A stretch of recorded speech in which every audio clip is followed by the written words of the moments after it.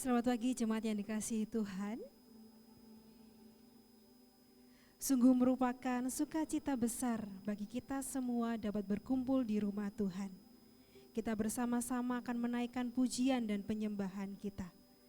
Mari kita lupakan sejenak segala kesibukan, segala beban yang mungkin kita bawa. Dan mari kita fokuskan hati kita, pikiran kita hanya untuk Tuhan. Mari bersama-sama saya akan pimpin kita di dalam doa. Tuhan, terima kasih untuk kesempatan yang Engkau berikan kepada kami. Kesempatan untuk bersekutu, menikmati hadirat-Mu dalam ibadah kami hari ini. Tuhan, layakkan kami memuji nama-Mu melalui pujian kami. Amin. Ajaib Tuhan.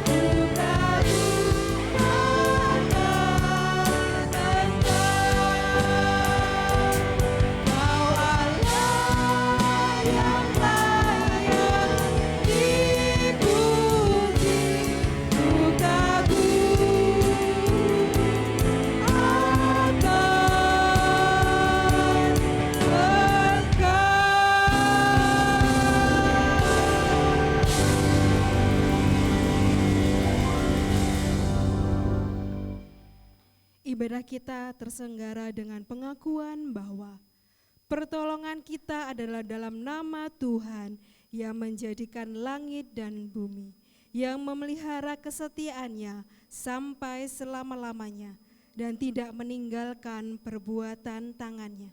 Kasih karunia dan damai sejahtera dari Allah Tritunggal menyertai saudara sekalian.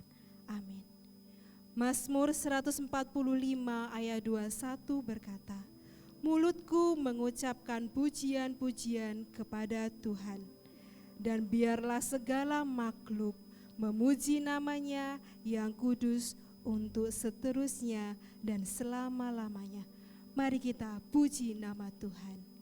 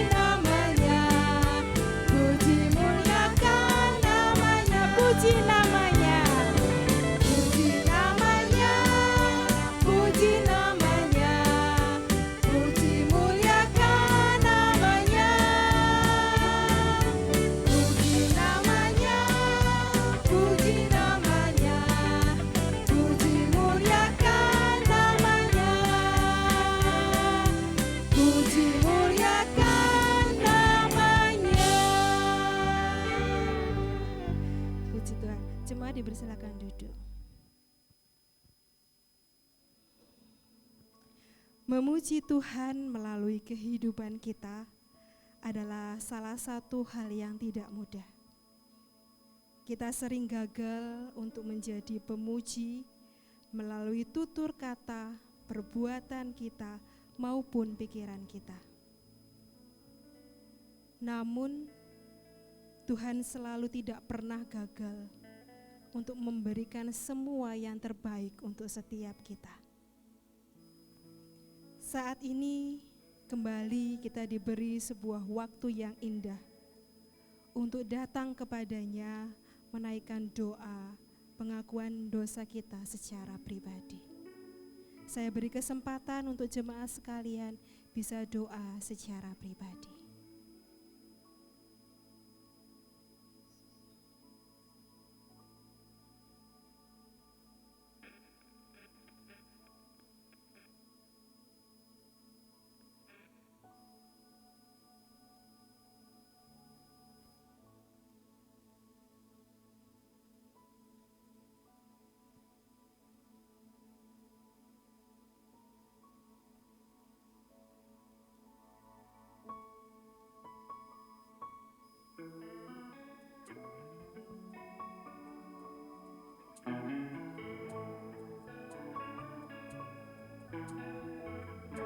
kita terus mengenal Tuhan kita. Bila ku buka mataku dan lihat wajah-Mu, ku terkagum. Bila ku lihat hidupku dan karya tangan-Mu, ku tersanjung karena semua yang baik dalam hidupku itulah karya-Mu. Kau beri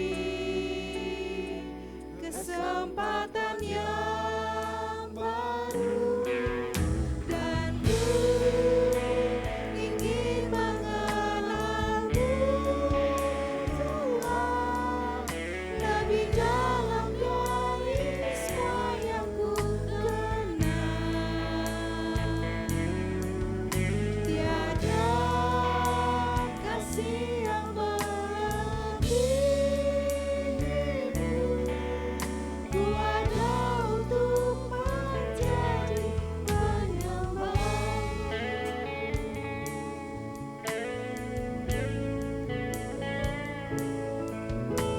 Bila ku buka mataku dan lihat wajah-Mu,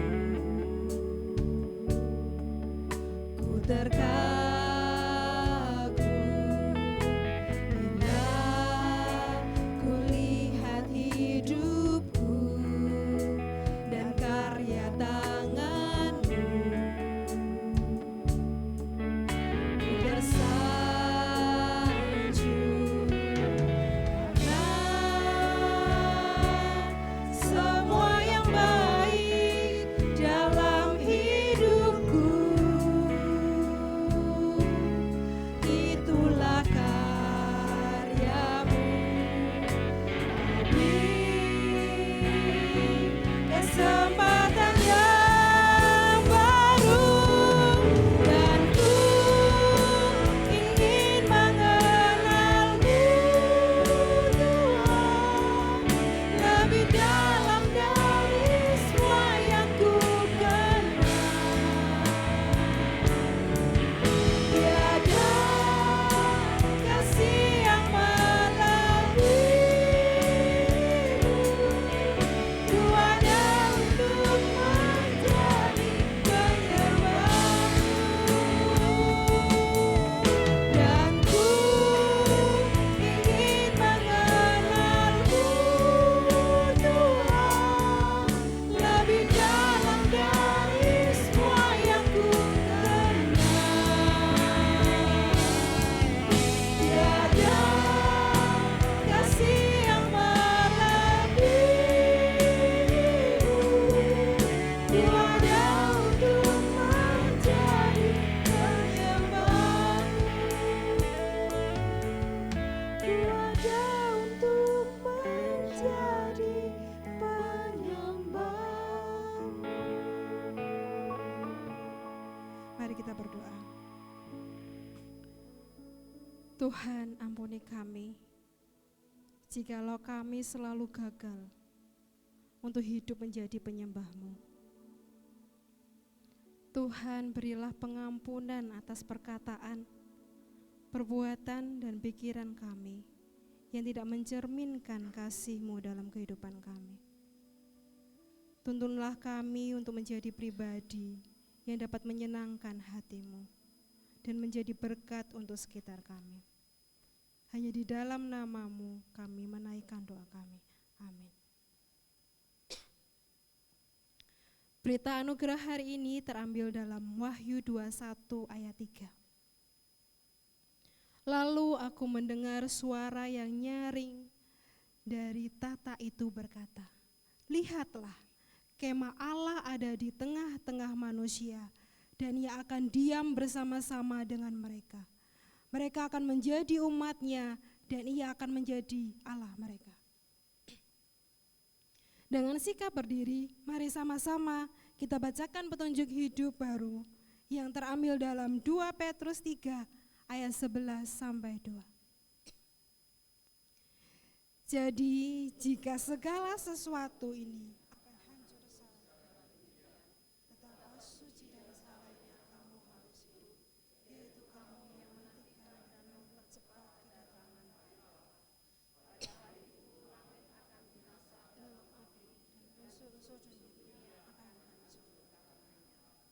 Amin. Biarlah di masa penantian kita saat ini, kita tetap setia. Karena kita tahu bahwa Tuhan terus memimpin tiap langkah kehidupan kita. Tiap langkahku diatur oleh Tuhan.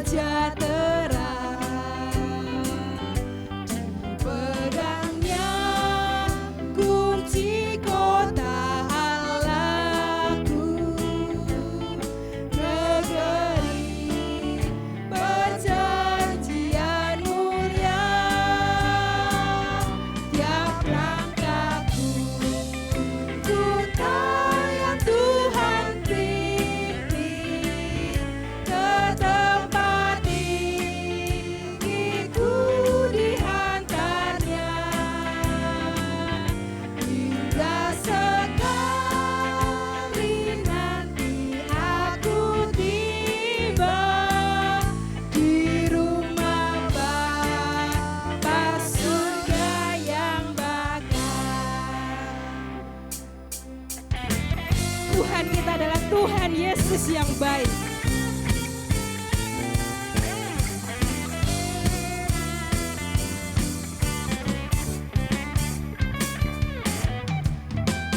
Tiada berkesudahan kasih setiamu Tuhan, selalu baru rahmat-Mu bagiku. Hari berganti hari, tetap kulihat kasih-Mu, tak pernah berakhir di hidupku. Tuhan Yesus baik, sungguh amat baik, untuk selama-lamanya. Tuhan Yesus baik, Tuhan Yesus baik, Tuhan Yesus baik.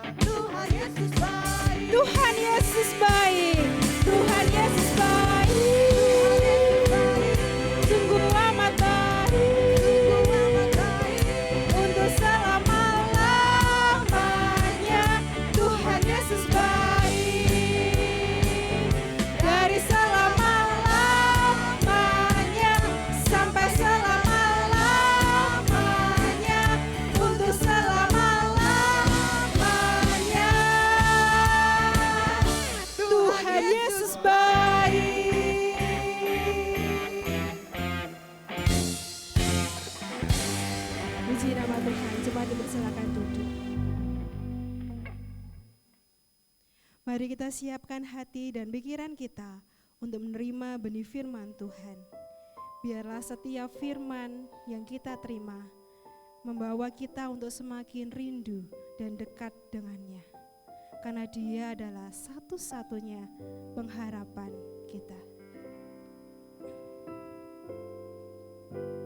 Walau dunia berubah, namun kasih-Mu Tuhan tetap sama di hidupku. Kau setia dalam setiap rencana-Mu, ku percaya hidupku dalam tangan-Mu. Sampai detik ini ku melihat penyertaan-Mu sempurna. Sampai selamanya Kaulah Tuhan, satu-satunya pengharapan.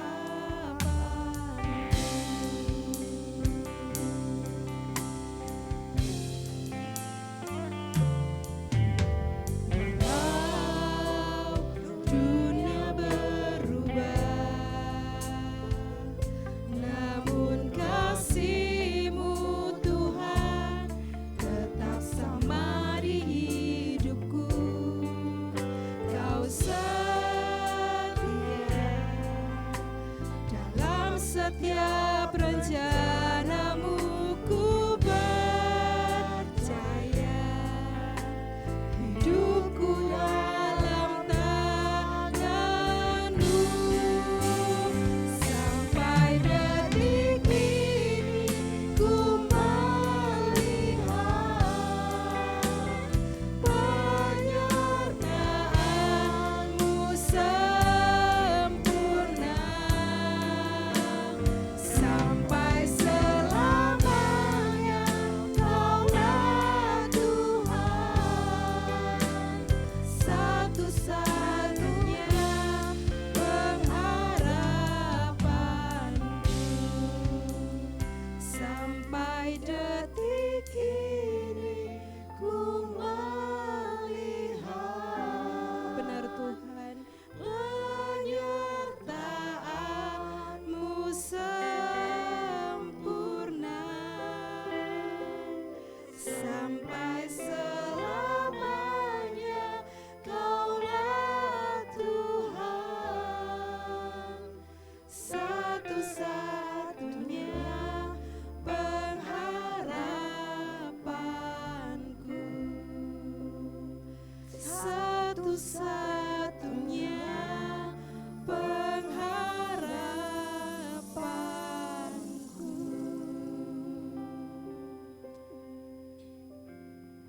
Mari kita berdoa.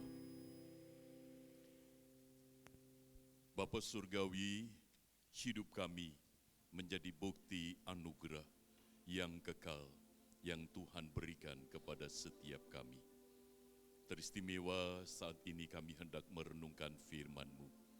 Kiranya Roh Kudus-Mu yang akan mengurapi setiap kami, sehingga kami menjadi pribadi yang bukan hanya cakap mendengar firman, tetapi juga cakap melakukannya. Karena Roh Kudus yang akan memberikan kuasa kepada kami, sehingga kami boleh menjadi pelaku-pelaku firman di dalam keseharian kami, di tengah keluarga kami, di tengah pekerjaan kami, di tengah pelayanan kami. Terima kasih Bapa, berfirmanlah. Di dalam nama Tuhan Yesus kami berdoa. Amin. Shalom. Puji nama Tuhan, kita sudah beberapa hari menjalani tahun 2026. Bagaimana kabarnya pada saat ini? Puji Tuhan.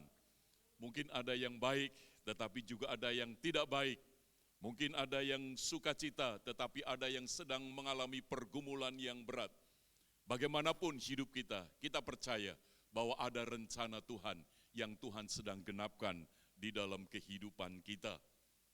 Saya mengajak kita membuka di dalam surat Filipi pasalnya yang ketiga, ayatnya yang ke-13 dan 14. Filipi pasalnya yang ketiga, ayat 13 dan 14. Demikian. Saudara-saudara, aku sendiri tidak menganggap bahwa aku telah menangkapnya. Tetapi inilah yang kulakukan.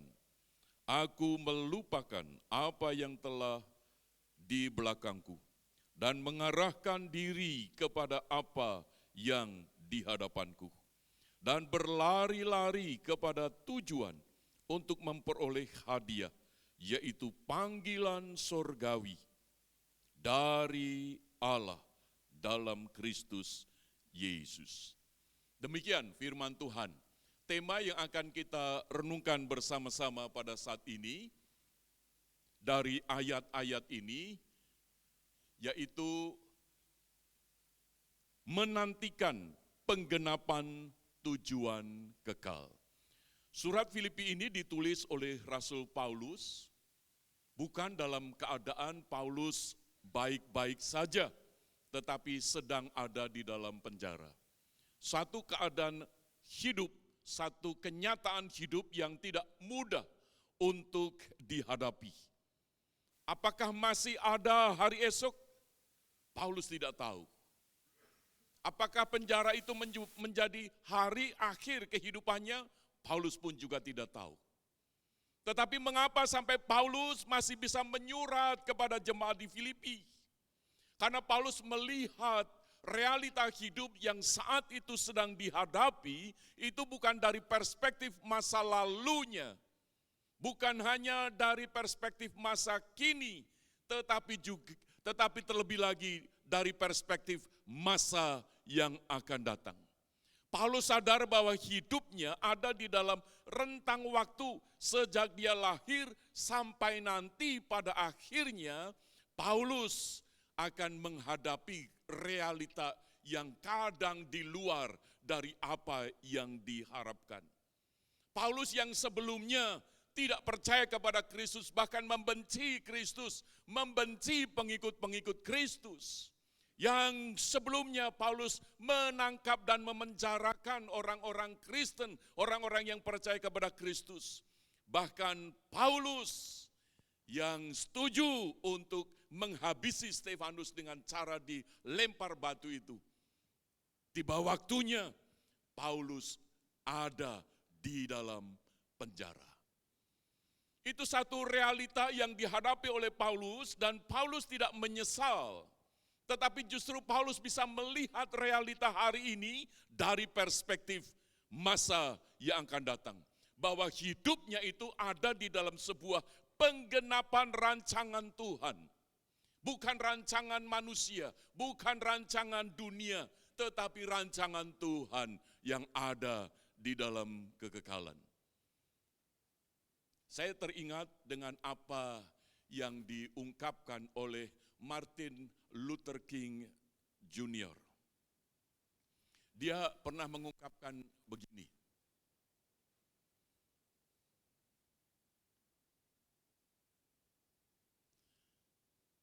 Kalau ada seseorang terpanggil menjadi tukang sapu jalanan, hendaknya ia menyapu jalanan seperti Michelangelo melukis, atau Beethoven menggubah musik, atau Shakespeare menulis puisi. Hendaknya ia menyapu jalanan sedemikian baiknya, sehingga semua penghuni sorga dan bumi akan terbangun dan berkata, di sini pernah hidup seorang penyapu jalanan yang hebat, yang melakukan tugasnya dengan baik.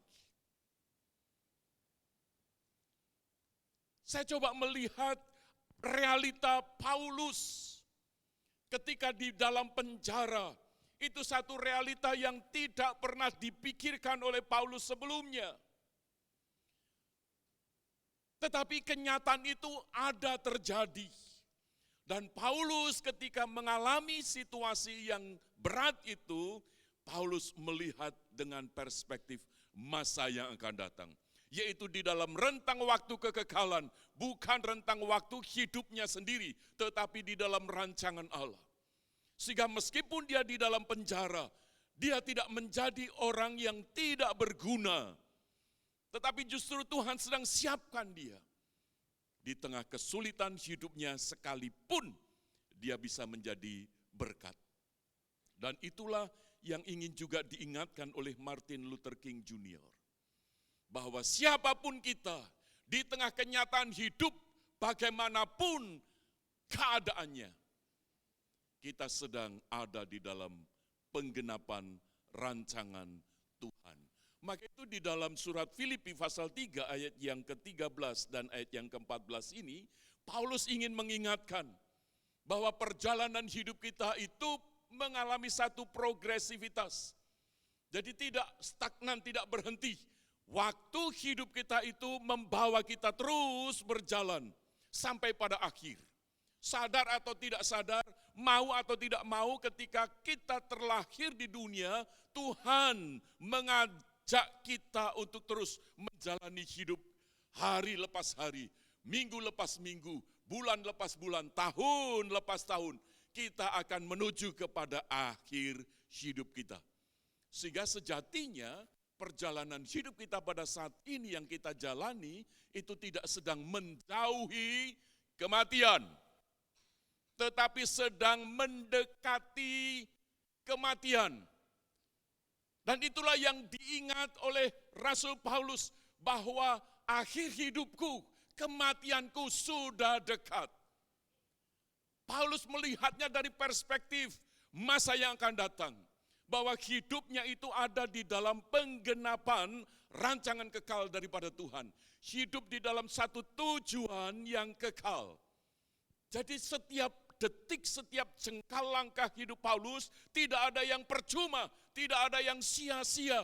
Meskipun itu sesuatu hal yang tidak nyaman, tidak enak, bahkan mendatangkan penderitaan sekalipun, itu pun juga tidak percuma, tidak sia-sia. Sehingga Paulus ingin mengajak bahwa di dalam menanti penggenapan tujuan yang kekal itu, menjalani dengan aktif, dengan produktif. Kita percaya bahwa hidup kita ini tidak sia-sia. Maka itu prinsip yang dijalani oleh Paulus di dalam menanti penggenapan tujuan kekal itu adalah dengan prinsip working out. Karena bukan dengan prinsip working for, yaitu supaya. Paulus di dalam mengikut Yesus bukan dengan prinsip supaya aku dari sakit menjadi sembuh, maka aku ikut Yesus. Bukan dengan prinsip supaya aku dari terpuruk menjadi sukses, aku mengikut Yesus. Tetapi prinsip daripada Paulus adalah, karena Kristus sudah mengasihi aku, sekalipun dulu aku hidup di dalam segala kemewahan, tetapi sekarang aku percaya kepada Kristus, mengikut Kristus, lalu hidup masuk di dalam penjara karena Kristus. Karena kasih daripada Kristus, karena pengorbanan daripada Kristus, karena anugerah yang terbesar daripada Kristus, maka aku melakukannya. Dan inilah yang membuat Paulus tidak kecewa, tidak pernah menyesal, bahkan tidak pernah marah kepada Tuhan. Sementara para murid pernah mengalami kekecewaan, bukan? Petrus pun pernah menyangkal, saudara. Tetapi Paulus tidak demikian. Karena ada prinsip di dalam dirinya ketika mengikut Kristus. Karena sehingga tujuan kekal yang dijalani oleh Rasul Paulus, yaitu sebagaimana dicatat di dalam ayatnya yang ke-14.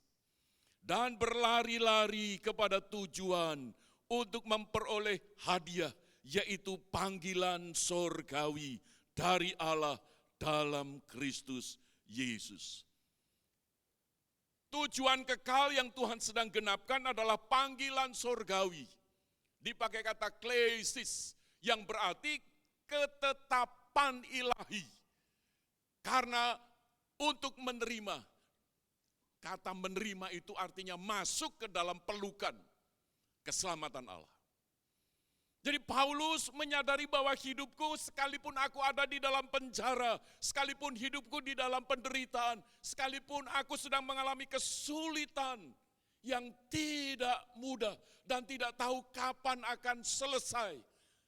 Tidak tahu jalan keluarnya bagaimana, tetapi yang dia tahu adalah bahwa hidupku saat ini dengan segala keadaanku, aku sedang terus masuk di dalam kebersamaan dengan Allah.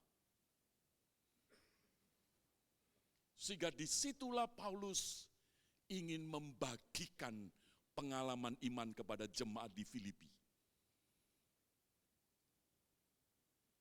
Dan Paulus ketika di dalam penjara pun, Paulus tetap memuji nama Tuhan. Saya kira ini menjadi satu keteladanan iman yang luar biasa.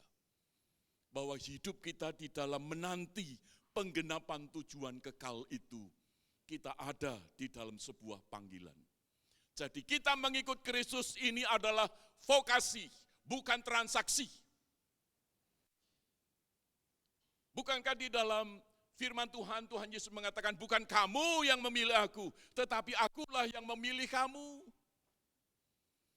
Jadi ketika kita saat ini menjadi orang yang percaya kepada Kristus, dengan mulut kita mengaku Yesus Kristus adalah Tuhan, dan di dalam hati kita menerima sebagai juru selamat kita, maka pada saat itu Roh Kudus ada tinggal di dalam diri kita. Dan ketika kita mengaku dan kita menerima, itu karena Roh Kudus yang menggerakkan kita sebagai wujud bahwa hidup kita ini menjadi orang percaya karena dipilih, dipanggil oleh Allah. Sehingga dari situlah Paulus ketika di dalam penjara, dia tidak sedang menghitung, Tuhan kok aku jadi begini. Tetapi masih bisa bersyukur. Kalau tadi kita menyanyikan pujian, Tuhan Yesus baik. Baiknya itu di mana Bapak Ibu? Kapan Tuhan Yesus baik? Oh puji Tuhan, Tuhan Yesus baik karena cuanku bulan ini, oh luar biasa, melampaui target. Tuhan Yesus baik, oke. Tetapi ketika kita dalam kondisi terpuruk, masih kita bisa merasa Tuhan Yesus baik. Jikalau kita di dalam mengiring Tuhan, dalam satu pemahaman transaksi, untung rugi,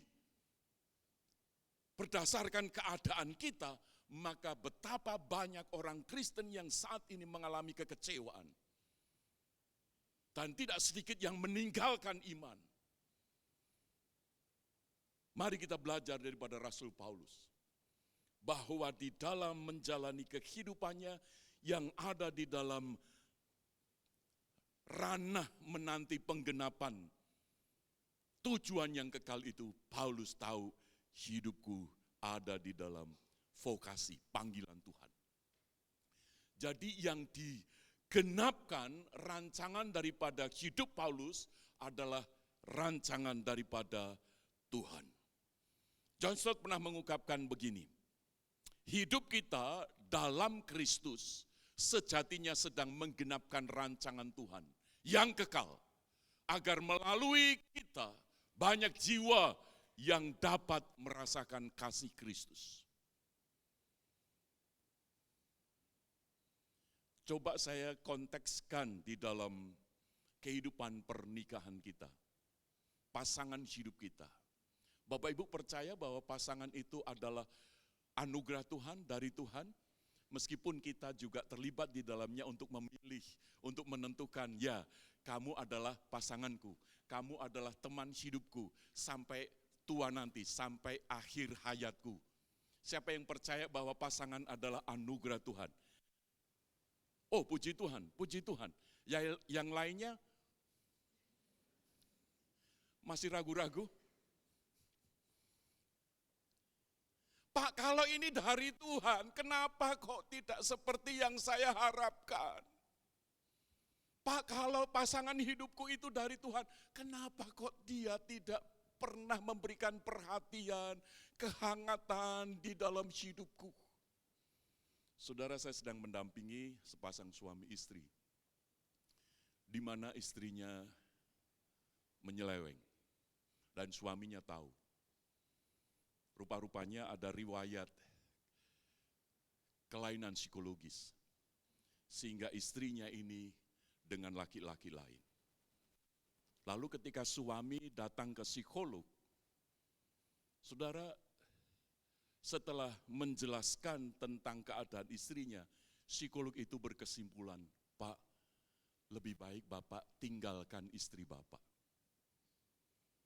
Karena Bapak masih relatif muda, masih bisa mendapatkan hidup yang lebih bahagia lagi dibanding Bapak kembali kepada istri Bapak yang sudah mengalami kondisi seperti ini.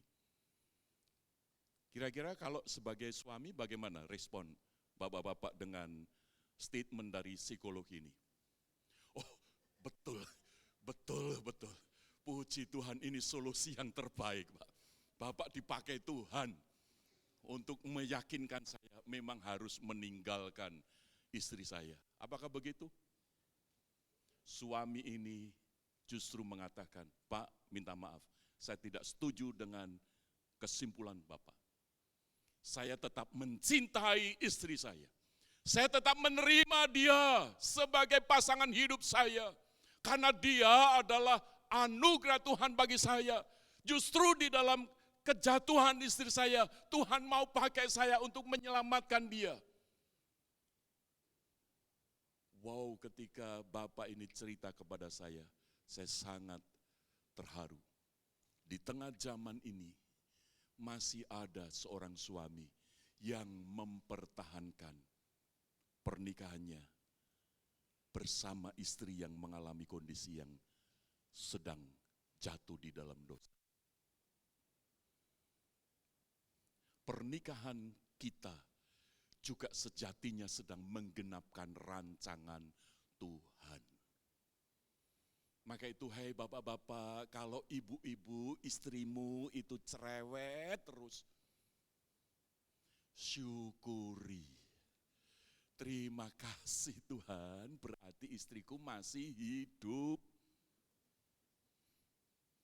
Karena memang wanita dianugerahi untuk ngomong itu lebih banyak daripada pria. Tuhan menganugerahkan untuk ngomong itu lebih banyak. Menurut penelitian kurang lebih 20.000 kata per hari. Dan itu harus habis. Karena besok sudah ada 20.000 kata menanti. Sementara bapak-bapak berapa? Kurang lebih 7.000 kata sehari. Separuhnya tidak ada loh saudara. Apalagi kalau bapaknya ini suaminya sebagai guru. Jadi seharian dari pagi sampai sore sudah ngomong terus. Sampai di rumah istrinya yang belum habis 20.000 kata. Masih 10.000 yang tersisa, ngomong terus. Loh, Pak, tak ajak ngomong kok diem aja. Ayo respon, ngomong, wes entek. Lalu sebagai istri menganggap bahwa suamiku ini tidak respon, suamiku ini tidak perhatian, aku ngomong kok diem tok. Lalu pikirannya udah mulai melayang-melayang. Jangan-jangan tadi di kerjaan. Loh, seperti itu, saudara. Nah, kalau toh memang realitanya begitu, mari kita melihat dari perspektif bahwa aku hidup bersama dengan pasanganku ada di dalam rancangan Tuhan yang ada di dalam kekekalan. Bukan kebetulan. Yang merusak adalah ketika kita ini membandingkan dengan yang lain.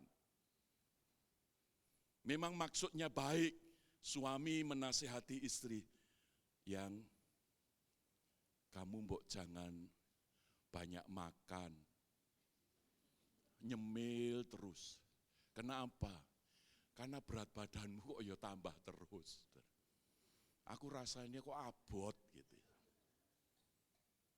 Nah terus gimana? Itu loh, seperti ibu itu loh. Itu sudah anak 3, tapi tetap langsing. Kira-kira istri ketika suaminya ngomong begitu, perasaannya gimana?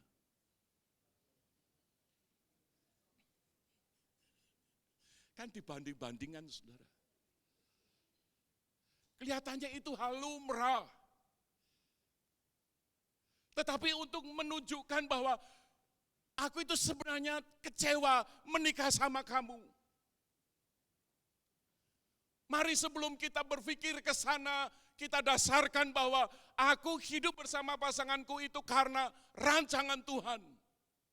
Sehingga dari situ Roh Kudus yang akan mengawal pikiran kita, menuntun perasaan kita, dan menggerakkan kehendak kita untuk tidak hidup di dalam kehendak diri sendiri. Dan itulah yang dialami oleh Paulus. Sehingga kenyataan yang tidak seperti ekspektasi, tidak seperti yang diharapkan oleh Paulus, Paulus tetap percaya bahwa aku hidup ada di dalam rancangannya. Dan itu memberikan teladan bagi kita bahwa Paulus hidupnya berpusat pada Kristus. Dan itu kita bisa melihat saudara perubahan dari yang self-oriented menjadi Christ-oriented. Kita bisa melihat bagaimana kehidupan daripada Rasul Paulus yang sebelumnya itu berpusat pada dirinya sendiri, aku, semuanya aku. Maka ketika dia sudah menjadi percaya dan hidup di dalam panggilan, dia tahu bahwa rancangan hidupku itu ada di dalam rancangan yang kekal daripada Allah. Maka Paulus menuliskan di dalam ayatnya yang ke-7, Filipi 3, 7 dan 8, di sana dikatakan, tetapi apa yang dahulu merupakan keuntungan bagiku, sekarang kuanggap kerugian karena Kristus. Malahan segala sesuatu kuanggap rugi karena pengenalan akan Kristus Yesus Tuhanku lebih mulia daripada semuanya.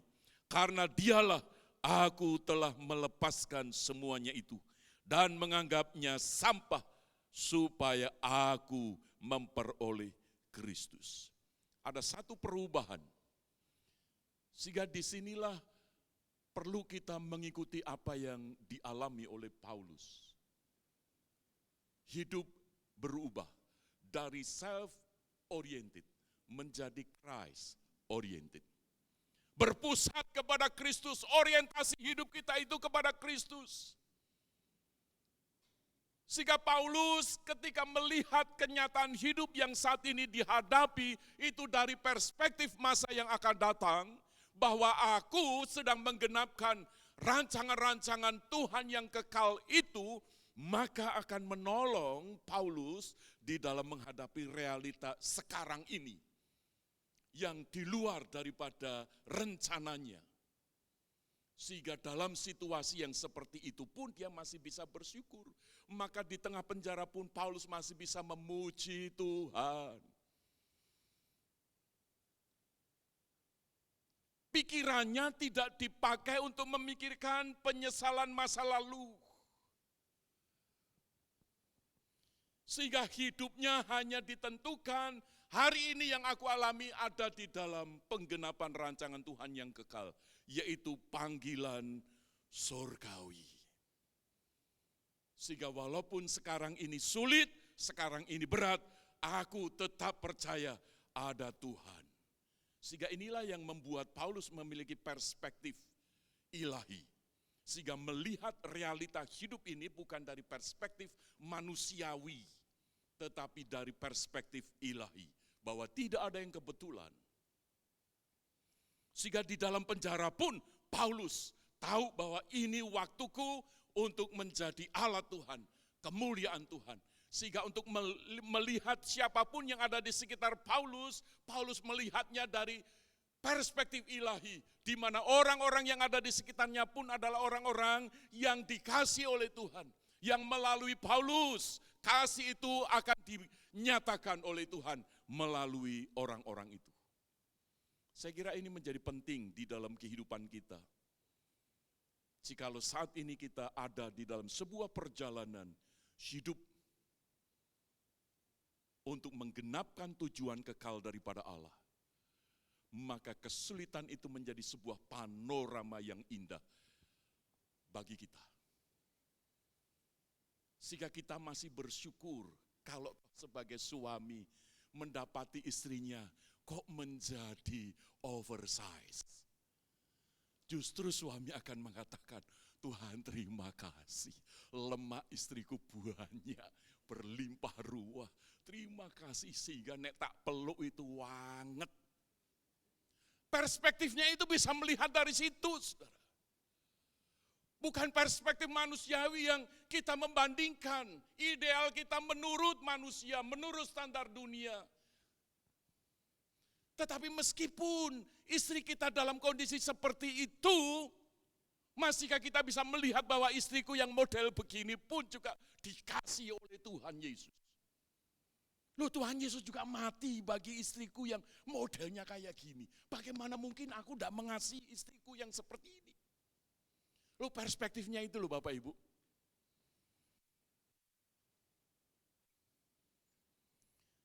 Seminggu setelah saya menerima pemberkatan pernikahan, saya mengajak istri saya untuk pergi menikmati honeymoon. Tidak jauh-jauh, saudara, yang penting keluar Surabaya. Kami pergi ke Kediri, saudara. Karena bayangkan, saya diberkati tanggal 21 Juni, hari Sabtu, saya Jumatnya itu loh, masih mimpin persekutuan Pak Sutri di sini. Saya bilang kepada pendeta Emil, loh Pak, besok itu saya pemberkatan loh Pak, pernikahan. Loh enggak apa-apa Pak Catur, ini justru pelayanan yang untuk kesiapan Pak Catur. Kalau sekarang Pak Catur ngajar, besok praktek. Pak Emil itu menggoda saya, saudara. Akhirnya ya sudah, saya rundingan sama calon istri saya waktu itu, dia mendukung. Oke, silahkan layani. Jadi besok pemberkatan malamnya itu masih pelayanan. Dan topiknya itu ngeri, saudara. Komunikasi seksual dalam pernikahan. Wah, besok pemberkatan, minggu pagi pelayanan paduan suara. Jadi wis ndak ada kesempatan untuk praktek. Maka 1 minggu berikutnya, istri saya waktu itu masih kerja, saudara. Dia ketika saya ajak untuk, ayo kita liburan. Oke, karena hari Jumat itu ada libur 1 hari, hari apa, tahun baru hijrah atau apa gitu, Sasi Suro begitu, saudara. Nah, kami ke Kediri, saudara. Wah, waktu pagi itu istri saya sudah nyiapin keperluan-keperluan, saudara, untuk dibawa. Nah, keperluan pokok seorang wanita adalah bedak, lipstik, pensil alis. Itu sudah disiapkan, saudara. Yang nanti dimasukkan di tas kita pergi. Oke, siang itu saya siapkan, saudara. Sore saya jemput dia pulang kerja, langsung ke Kediri. Nah, setelah selesai mandi, dia cari bedaknya di mana, lipstiknya di mana, pensil alis di mana. Nggak ada, saudara. Yang ini kok nggak ada, bedakku mana? Loh, aku udah masukin di tas. Ya kalau dimasukin pasti ada, ini enggak ada. Oh, saya enggak percaya, saudara, karena saya yang masukin kan. Saya lihat, iya kok enggak ada ya. Loh, tadi aku udah masukin. Mulai, saudara, membenarkan diri. Oh, saya jadi tersinggung, saudara, karena apa? Tensi ngomongnya mulai naik, saudara. Nah, selama ini enggak ada yang marahi saya, saudara. Selama ini saya bebas, saudara. Lah, saat itu istri saya sedikit nadanya keras. Waduh, jiwa laki-laki saya tersinggung. Saya ingin membela, ingin membenarkan. Aku sudah bawa tadi, saya sudah masukkan di tas. Ya kalau dimasukkan pasti ke bawah, ini kenyataannya tidak ada. Oh, saya lebih tersinggung lagi, saudara. Istri saya ini kan sipit. Loh, nek nesu kok ya melotot loh, saudara. Wah, itu saya tersinggung loh, saudara. Loh, kami itu jemaat, aku pendeta. Tapi pada saat itu, saudara, ada suara yang itu terdengar jelas di dalam hati saya. Wes diem. Jangan direspon, jangan membenarkan diri. Kalau memang kamu salah, ya salah. Minta maaf. Wah, tidak gampang suami minta maaf kepada istri. Setuju ibu-ibu? Kok podo ya Pak? Suami itu sulit, kenapa? Gengsinya, harga dirinya. Kalau minta maaf berarti lebih rendah. Enggak. Itu yang Tuhan ajarkan, saudara. Sehingga pada saat itu saya mengatakan, ya wes, kalau aku lupa, aku salah, minta maaf. Aku minta maaf. Tetapi seingatku, aku membawa. Dan kalau toh aku lupa, bukan berarti aku mengabaikan permintaanmu. Oh, langsung mereda, saudara. Tensinya langsung turun. Wajahnya mulai normal. Matanya sipit lagi. Dan itu cantik, saudara. Ya sudah. Nah, besok pagi ketika mau jalan lagi, buka tas yang satunya. Loh, ada semua di sini. Terbawa kan? Hei bapak-bapak, kalau mendapati situasi seperti itu, sebagai suami, reaksinya, responnya kepada istri, mau diapakan ini? Loh ya toh, aku memang gak lupa, memang kamu, saya enggak teliti, matamu, dek mana? Ingin bales kan saudara? Tapi waktu itu kayak ada suara di dalam hati, sukacita. Saya ketawa saudara ketika istri saya itu, lu kok di sini semua? Saya juga ketawa, iya ya, oh Tuhan terima kasih tadi malam aku belajar rendah hati. Dan tadi malam aku bisa lihat jeleknya istriku. Nek melotot itu kayak apa? Karena selama pacaran enggak pernah, saudara. Nah, dalam kondisi seperti itu, saya percaya bahwa ini kebersamaanku dengan dia, itu ada di dalam pengenapan rancangan Tuhan. Sehingga situasi yang di luar ekspektasi kita bisa melihat dari perspektif ilahi. Sehingga melihat orang-orang di sekitarnya itu dari perspektif Tuhan. Bukan perspektif kita. Rasul Paulus pun juga demikian. Dan itulah juga yang dilakukan oleh Mother Teresa. Ketika melihat orang-orang yang dibuang, dikucilkan, disisihkan. Orang-orang yang sakit, yang tidak lagi ada harapan. Yang tinggal di kota kumuh, yaitu Kalkuta, India. Justru Mother Teresa datang ke sana. Karena melihat orang-orang yang dibuang ini, orang-orang yang dikucilkan ini adalah orang-orang yang sama dikasih oleh Tuhan. Di mana Tuhan Yesus mati di atas kayu salib juga untuk orang-orang yang seperti ini. Inilah perspektif daripada Mother Teresa. Sebagaimana Paulus. Sehingga ketika Mother Teresa mau diberi hadiah Nobel perdamaian oleh PBB. Mother Teresa menolak. Mengapa? Karena aku melakukan ini bukan dengan prinsip supaya, tetapi karena Kristus mengasihi aku, maka aku dipakai oleh Kristus untuk menjadi saluran kasih Kristus untuk orang-orang yang dipinggirkan, orang-orang yang dikucilkan, orang-orang yang dibuang. Saya kira ini menjadi penting di dalam kehidupan kita, saudara. Ketika kita mendapati realita apapun di dalam hidup kita saat ini, pernikahan kita, keluarga kita, pekerjaan kita, apapun yang di luar dari rencana kita, di luar dari harapan kita, di luar dari ekspektasi kita yang jauh.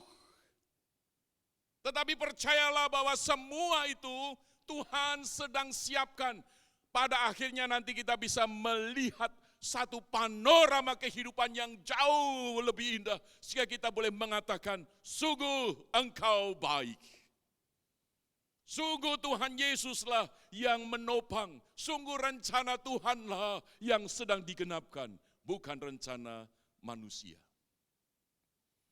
Rasul Paulus di dalam menanti penggenapan tujuan yang kekal, yaitu panggilan surgawi, membuat dia hidupnya dituntun oleh Kristus. Bukan dituntun oleh kehendaknya, dituntun oleh pikirannya, dituntun oleh keakuannya, tetapi oleh Kristus. Dan inilah yang terjadi di dalam kehidupan Paulus. Dari ego yang menentukan arah berubah menjadi Kristus yang berdaulat atas dirinya. Tidak mudah, tetapi itu realitanya. Dan ini juga menjadi sebuah pergumulan ilahi. Bukankah Kristus ketika di Taman Getsemani itu bergumul atas realita yang sebentar akan dihadapi, yaitu salib. Yaitu satu situasi di mana Allah meninggalkan manusia karena dosa. Satu kenyataan yang begitu dahsyat, mengerikannya. Sehingga di dalam pergumulan di Taman Getsemani, Yesus pada akhirnya mengatakan, bukan kehendakku, melainkan kehendakmu yang jadi. Dan itu yang dialami juga oleh Paulus. Satu divine pergumulan hidup ilahi yang tidak bisa dinalar, tidak bisa dijabarkan dengan rasio manusia. Satu kenyataan hidup yang tidak mudah. Tetapi itu yang dialami karena Paulus tidak lagi dituntun oleh egonya, tetapi dituntun oleh Kristus. Sehingga Paulus menuliskan daftar penderitaan yang dialami itu di dalam 2 Korintus pasal 11 ayat 23 sampai dengan 26.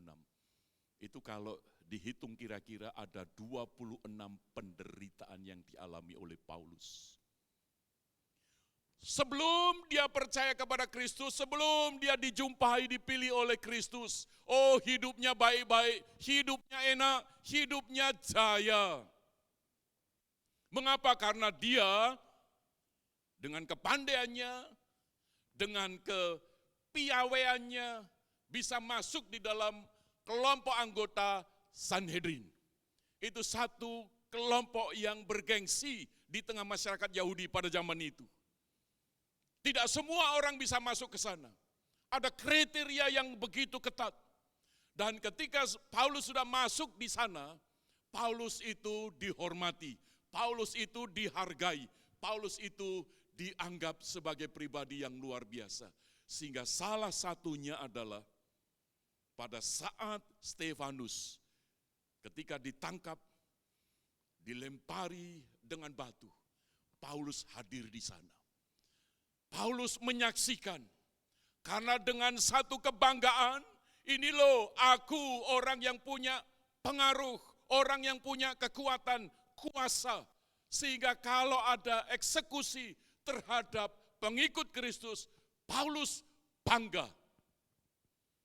Tetapi sejak dia percaya kepada Yesus, hidupnya seperti berubah, seperti langit dan bumi. Berbeda dari yang enak-enak, justru mengalami penderitaan demi penderitaan. Dulu memenjarakan, sekarang dipenjarakan. Dulu mencambuk, sekarang dicambuk. Mengalami satu situasi yang sulit.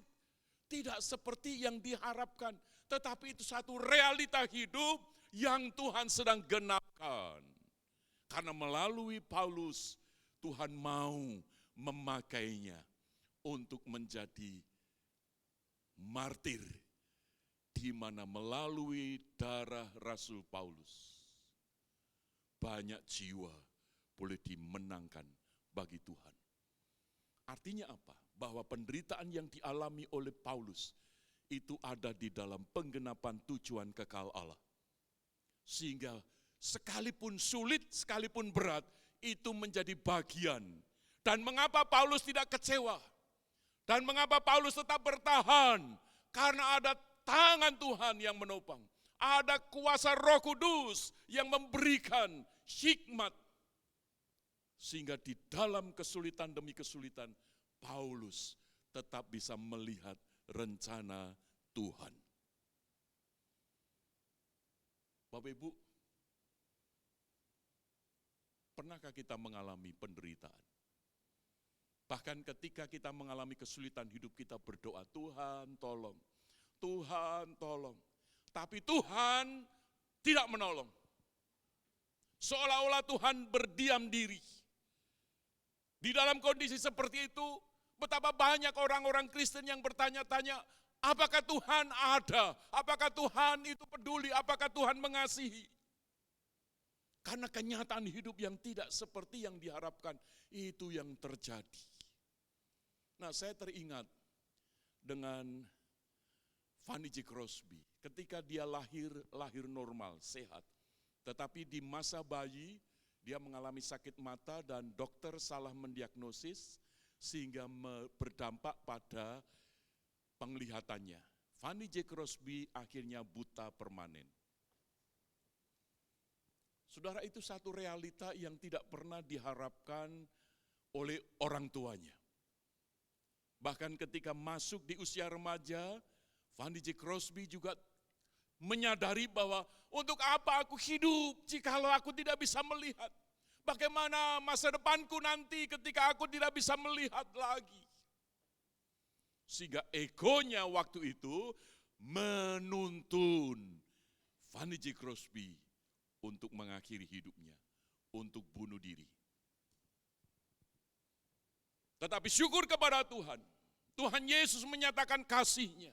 Sehingga pada momen itu, Fanny J. Crosby diubahkan. Bukan lagi dituntun oleh egonya, tetapi dituntun oleh Kristus. Sehingga arah hidupnya, meskipun dia buta, dia tetap berharga. Oh, dia berdoa kepada Tuhan. Tuhan sembuhkan, pulihkan penglihatan saya, supaya saya bisa melihat kembali. Saudara, Tuhan tidak menyatakan mujizat itu. Fanny J. Crosby tetap buta. Tetapi Tuhan pakai Fanny J. Crosby di dalam kebutaannya itu dengan mengubah lagu-lagu himne. Dan itu justru menjadi berkat di mana banyak jiwa-jiwa yang buta karena dosa dicelikkan untuk melihat kasih Tuhan. Ini perspektif ilahi. Sehingga Fanny J. Crosby di dalam kebutaannya, di dalam keadaan yang sulit itu, dia mengubah lagu. Ribuan lagu dia gubah. Dan salah satu lagu yang juga memberkati saya, Ku Berbahagia. Lagu itu menyatakan suasana hati yang betul-betul berbahagia. Bukan karena keadaan, tetapi karena Tuhan yang menopang Fanny J. Crosby. Ku berbahagia, yakin teguh, Yesus abadi kepunyaanku. Aku warisnya, ku ditebus, ciptaan baru, Roh Kudus. Aku bernyanyi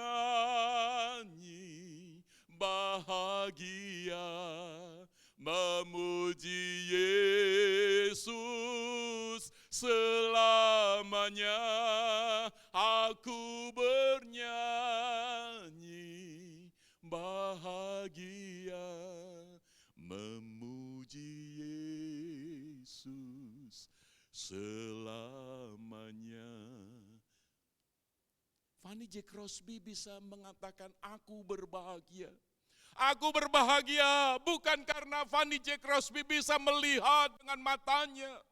Aku berbahagia bukan karena Fanny J. Crosby sukses.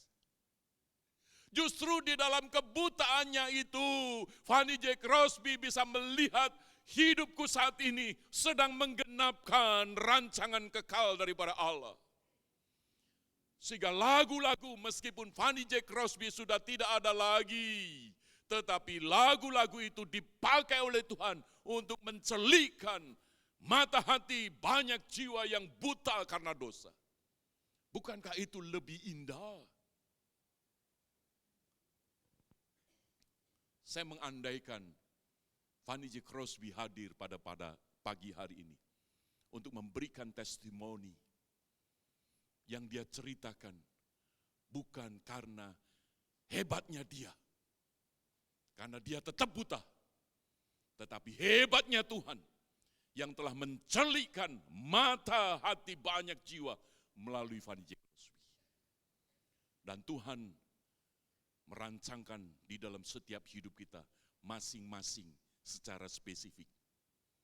Apapun itu, sehingga kesulitan demi kesulitan, penderitaan demi penderitaan, pergumulan demi pergumulan yang saat ini mungkin sedang kita hadapi, percayalah bahwa hidup kita ini sedang ada di dalam penggenapan rancangan daripada Tuhan.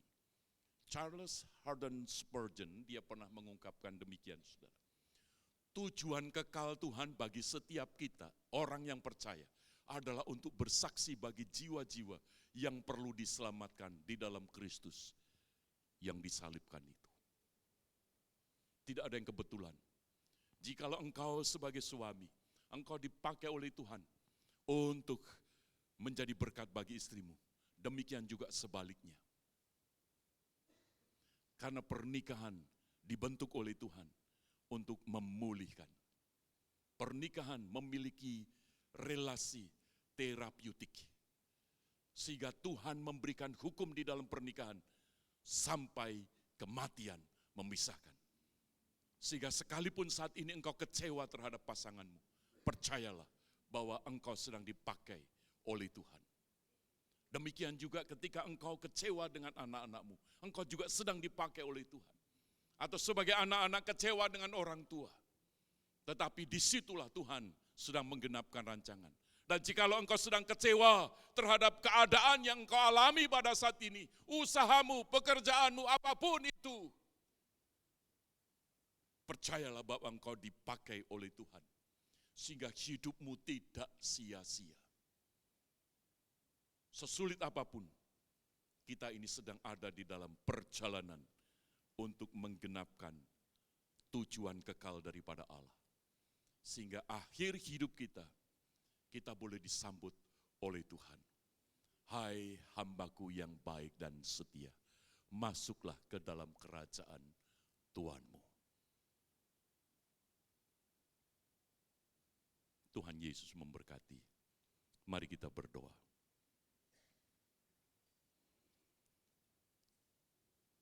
Bapa Surgawi, Engkau tahu pergumulan kami. Dan melalui firman-Mu saat ini,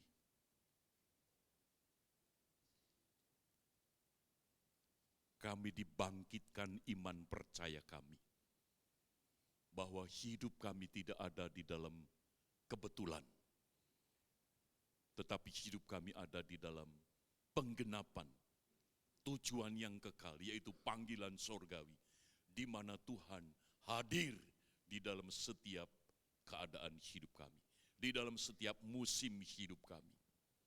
Maka itu biarlah di tengah kesulitan yang kami hadapi, di tengah pergumulan yang kami alami, kami boleh tetap percaya Tuhan yang menggenapkan rancangan kekal itu.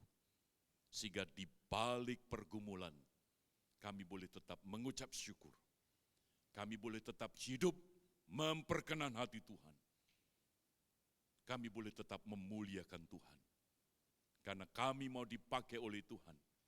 Sebagaimana Rasul Paulus, sebagaimana Mother Teresa, sebagaimana Fanny J. Crosby, untuk menjadi saksi bagi jiwa-jiwa yang Tuhan kasihi, yang Tuhan mau selamatkan sebagaimana kami.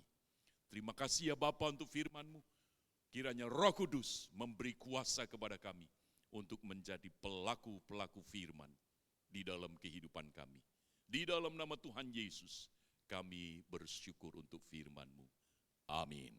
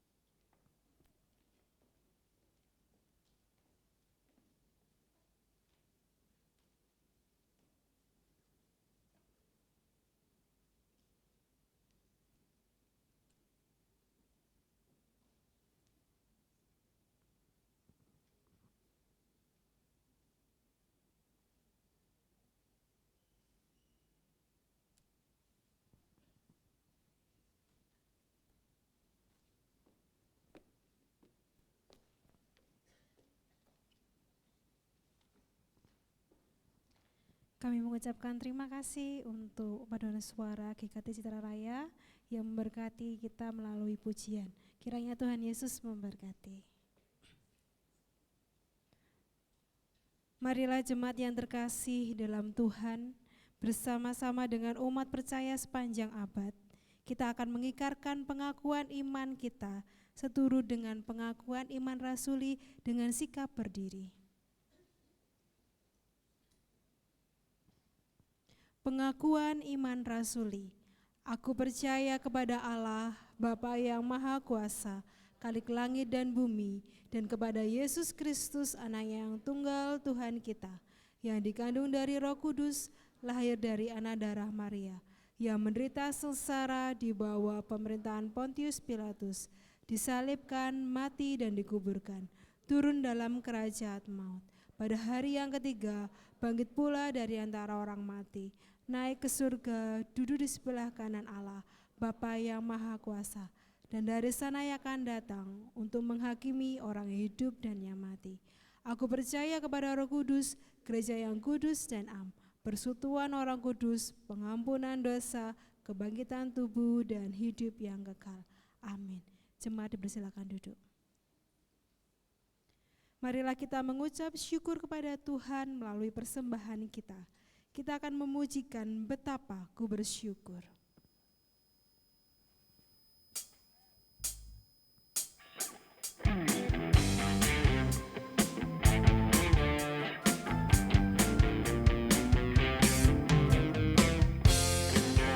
Aku bersyukur atas segala berkat-Mu, semua yang Kau berikan berguna bagiku.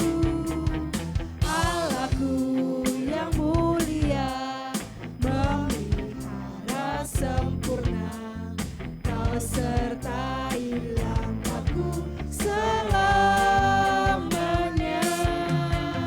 Syukur, ku bersyukur kepadamu. Puji, ku puji agung namamu. Sembah, ku sembah kesucianmu. Aku ada sebagaimana aku ada hanya karena anugerah-Mu.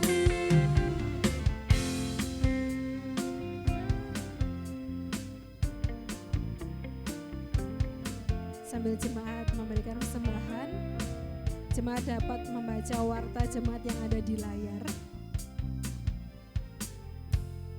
Kami mengundang jemaat sekalian untuk dapat hadir dalam persekutuan doa yang akan dilaksanakan pada hari Rabu 28 Januari dengan tema kesempatan kedua.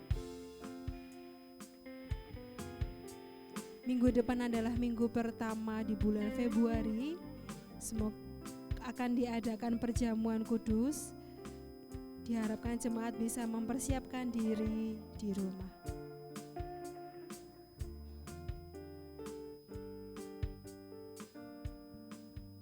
Akan ada persekutuan keluarga Sekinah yang akan diadakan pada Jumat 20 Februari 2026.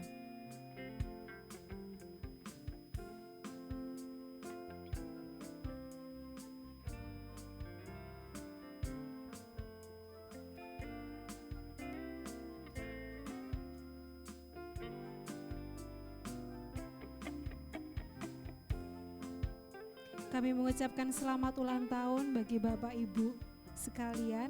Tuhan Yesus memberkati.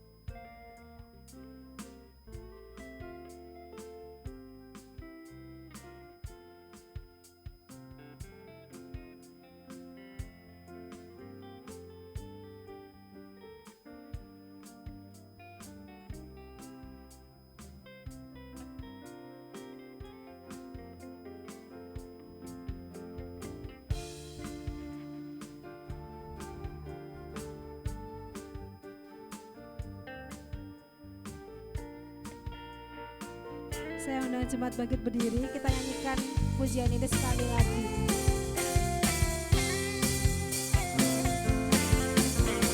Betapa ku bersyukur atas segala berkat-Mu, semua yang Kau berikan berguna bagiku. Allahku yang mulia, memelihara sempurna, Kau sertai langkahku selamanya. Syukur, syukur, ku bersyukur kepadamu. Puji, ku puji agung namamu. Sembah, ku sembah kesucianmu. Aku ada sebagaimana aku ada hanya karena anugerah. Syukur, syukur, ku bersyukur kepadamu. Puji, ku puji agung namamu. Sembah, ku sembah kesucianmu. Aku ada sebagaimana aku ada hanya karena anugerah-Mu.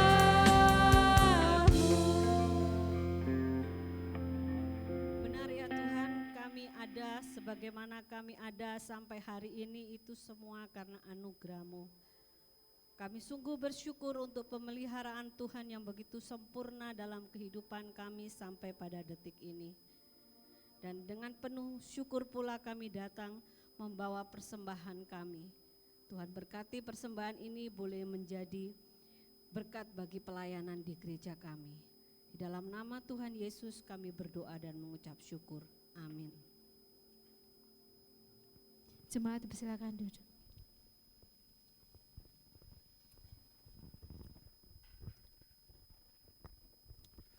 Selamat pagi, Shalom Bapak Ibu sekalian. Selamat beribadah pada kebaktian kedua ini, dan saya sebagai hamba Tuhan dan perwakilan dari gereja ini menyambut Bapak Ibu sekalian dalam berbakti bersama-sama. Mungkin dari Bapak Ibu sekalian ada yang baru pertama kali hadir tempat ini berbakti bersama-sama, ada? Angkat tangan sejenak. Baik, terima kasih, silakan berdiri. Ya. Kita berikan aplaus, terima kasih atas kehadirannya, terima kasih atas kehadirannya, Tuhan memberkati. Sebelah kiri saya ada? Oke, silakan berdiri Pak. Ya, kita berikan aplaus, terima kasih atas kehadirannya, Tuhan memberkati. Dan gereja ini sungguh menyambut setiap orang yang hadir, karena ini adalah rumah Tuhan, rumah untuk beribadah, setiap orang disambutnya, dan gereja ini juga menyambut. Terima kasih atas kehadiran Bapak Ibu semuanya. Terima kasih kepada Pak Pendeta Catur yang sudah menyampaikan kebenaran firman Tuhan, disertai Ibu Linda juga. Terima kasih atas kehadirannya, Tuhan memberkati. Terima kasih kepada setiap pelayan ibadah hari ini. Biarlah apa yang sudah kita lakukan semuanya sungguh menjadi kemuliaan Tuhan. Terima kasih pada paduan suara yang sudah melayani hari ini. Bapak Ibu sekalian, ada beberapa hal yang perlu saya tekankan. Yang pertama, doa Rabu. Ayo datang dengan tema kesempatan kedua. Ini Bapak Pendeta Ming Chuan, ini teman seangkatan saya. Dia cerita waktu dia jalan-jalan ke Taiwan, sedang jalan-jalan, tiba-tiba dia mengalami henti jantung, mati langsung di tempat, saudara. Bagaimana kelanjutannya? Datang hari Rabu ya. Bagaimana dia mengalami kesempatan kedua, ini serem banget ceritanya. Tapi datanglah, bagaimana kesempatan itu kalau Tuhan berikan, kita harus gunakan dengan sungguh-sungguh. Nah, yang kedua ada pemberkatan pernikahan tanggal 7 Februari. Kita doakan saudara Andre Halim dan Selin Mikaela supaya mereka sungguh di dalam anugerah Tuhan, mempersiapkan diri, mempersiapkan hati, dan kita juga mendoakan mereka. Bapak Ibu sekalian, minggu depan adalah minggu pertama bulan Februari, dan kita akan mengadakan perjamuan kudus. Oleh karena itu saya akan membacakan Sensura Morum, yaitu persiapan diri mengikuti sakramen perjamuan kudus.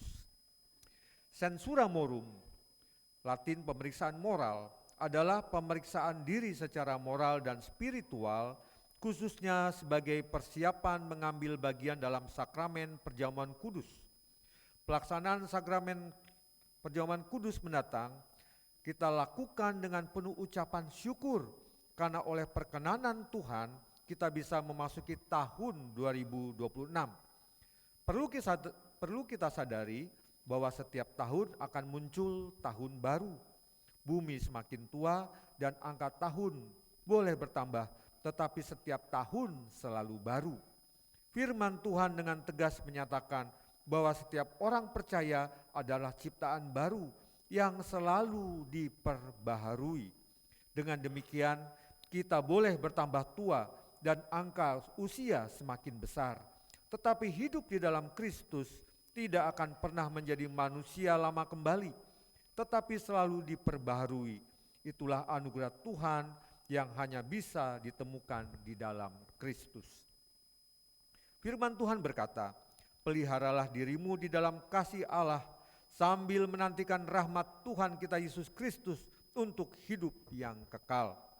Dengan kata lain, janganlah kita semua kembali kepada manusia lama, karena sebagai ciptaan baru kita memiliki tanggung jawab selalu menjaga status kebaharuan kita. Ungkapan peliharalah dirimu tidak berarti keselamatan bergantung pada usaha manusia, tetapi menegaskan bahwa iman Kristen bukan iman yang pasif.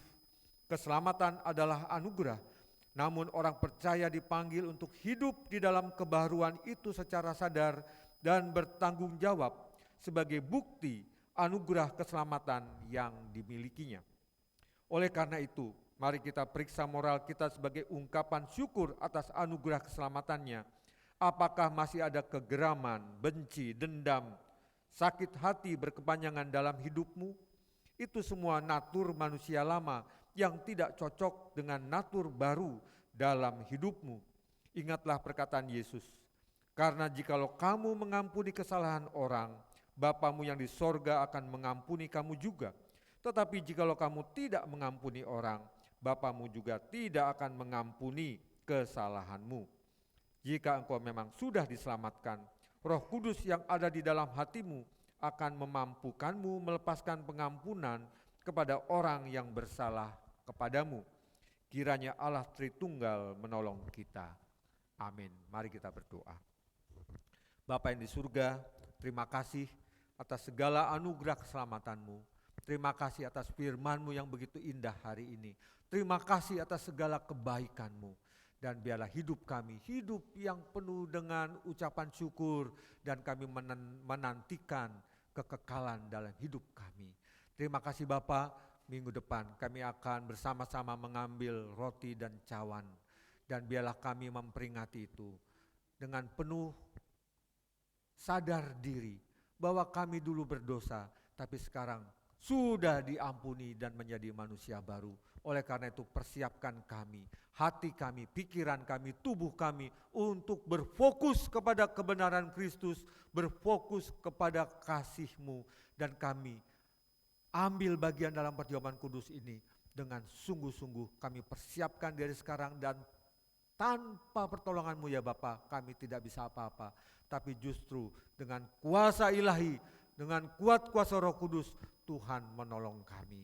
Terima kasih Bapa, berkati jemaat Tuhan di dalam segala pergumulan kehidupan, dalam pergumulan sakit penyakit. Tuhan tolong, Tuhan sembuhkan, Tuhan rengkuh supaya kami sungguh mengalami kehangatan ilahi. Yang dalam pergumulan berumah tangga, dalam pergumulan pekerjaan, usaha, bisnis, dalam pergumulan dalam studi, bahkan di dalam pelayanan, Tuhan juga, Tuhan kami harap, kami mohon Tuhan menolong, Tuhan datang, dan Tuhan memberikan kami damai sejahtera, memberikan kami hikmat dan akal budi, memberikan kami jalan keluar. Terima kasih Bapa, kami terus berdoa untuk bangsa kami. Tuhan tolong di tengah-tengah musim penghujan, ada badai, ada banjir. ada longsor, Tuhan tolong supaya pemerintah kami tanggap bencana, dan Tuhan juga memakai gereja-gereja Tuhan di Indonesia dan juga GKT Citaraya ambil bagian meringankan, menolong sesama manusia. Berkati Pak Presiden dan segenap jajarannya, Tuhan memberkati. Berkati pemerintah kota di Surabaya juga, Tuhan menolong dan memberkati. Dan biarlah apa yang mereka lakukan untuk kesejahteraan kota. Dan jemaat Tuhan, gereja-gereja Tuhan di Surabaya dan di Citraland ini, Tuhan tolong juga ikut serta dalam mensejahterakan kota, dan GKT Citaraya tempat ini juga menjadi bagian, menjadi agen Tuhan untuk menyalurkan berkat bagi sesama. Terima kasih Bapa, kami serahkan seluruh doa dalam tangan kuasa-Mu. Di dalam nama Yesus, Tuhan dan Juru Selamat kami yang hidup, kami berdoa. Amin. Jemaat sekalian silakan berdiri. Kita akan puji dan muliakan Allah Tritunggal, Allah Bapa, Allah Anak, dan Allah Roh Kudus. Doksologi.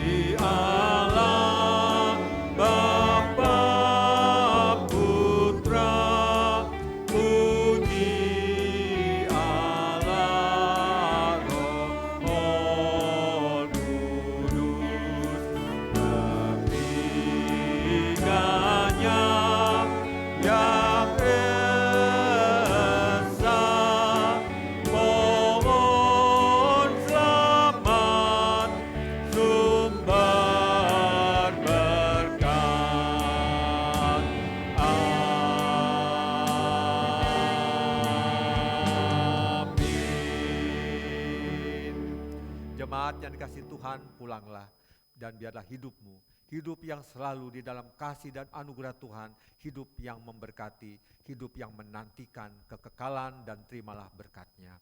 Kiranya Allah Tritunggal, Allah Bapa, sumber berkat, sumber damai sejahtera, sumber keselamatan, mencurahkan anugerah yang mulia ke dalam kehidupanmu sehari-hari, dalam keluargamu, pekerjaanmu, bisnismu, studimu, pelayananmu, dan biarlah apa yang kau lakukan itu semua untuk kemuliaan nama Tuhan, dan biarlah anak yang tunggal itu Yesus Kristus, Juru Selamat kita, selalu berjalan bersamamu, menyertaimu, dan Allah Roh Kudus, sumber damai sejahtera itu menguatkan, menghibur, dan meneguhkan imanmu dari sekarang sampai Maranatha, sampai Tuhan Yesus datang kedua kalinya.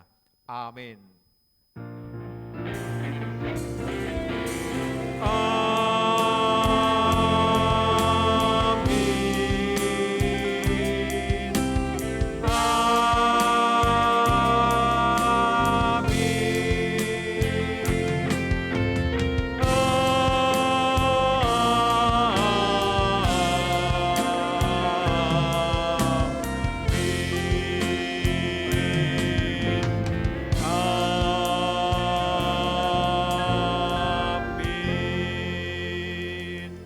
Amin, silakan duduk.